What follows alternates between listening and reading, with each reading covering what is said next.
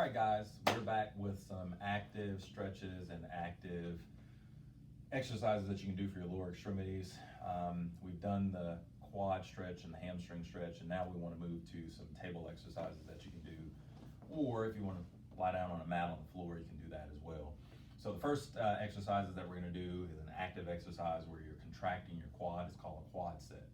And essentially what you're going to do is you are going to push your knee into the bed by contracting your quads in the front. So as you can see, Taylor is demonstrating that. So as she pushes her knee into the bed, her knee kind of hyperextends, and so her heel lifts off the bottom of the bed. All right, so you want to just do an isometric contraction on the quad. Now you can hold that for 5 to 10 seconds, or you can squeeze and release. And essentially what that's doing is it's a contraction to strengthen your quad. It's a static contraction for you. All right, so next we are going to do something called a straight leg raise. And straight leg raise is keeping that knee completely straight, as in straight leg raise, and flexing your hips. And so you are using your hip flexors up top to elevate your leg off the bed.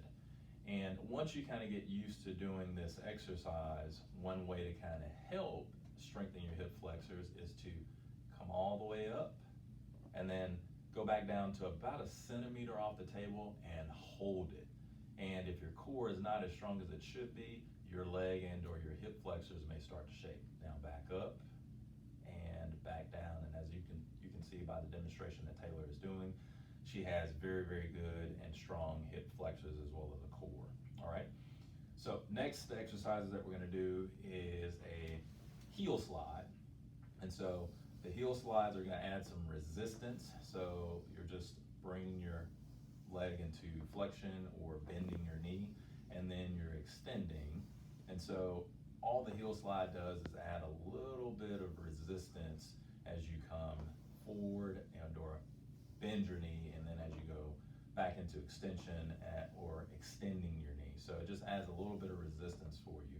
So sometimes we do these with PCLs or ACL tears, but it's really more just to kind of give you a little resistance of your heel as you are pushing your knee either into extension, or if you're bringing your knee or bending your knee into flexion.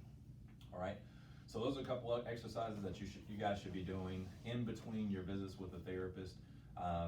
In addition to, if you haven't been to therapy as of yet and you've gotten some home instructions that I've given you after surgery that you need to start doing, those are the exercises we want you doing. So your therapist will direct your therapy once you get the therapy and tell you other things that you should be doing in addition to some of those things. But that's all we have for you today as far as those exercises. So we want you to go ahead and hit like, share, and subscribe. And if you need me, I'll come over there and help push that button for you. Go ahead. I see you looking at it. Okay. All right. Yeah, go ahead and hit that button. All right. Thanks, guys. And you can leave us some comments in the comment section. All right. Thanks.